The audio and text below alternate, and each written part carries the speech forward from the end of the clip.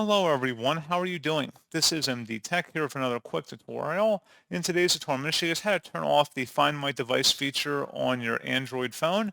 So this should hopefully be a pretty straightforward process here, guys. And without further ado, let's go ahead and jump right into it.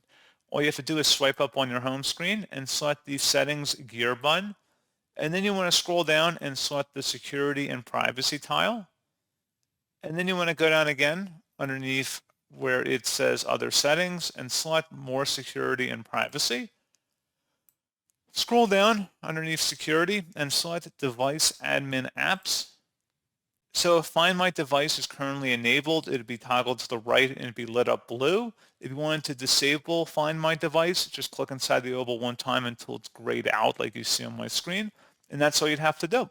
So pretty straightforward process on that, guys. And as always, thank you for watching. I do hope that I was able to help you out, and I do look forward to catching you all in the next tutorial.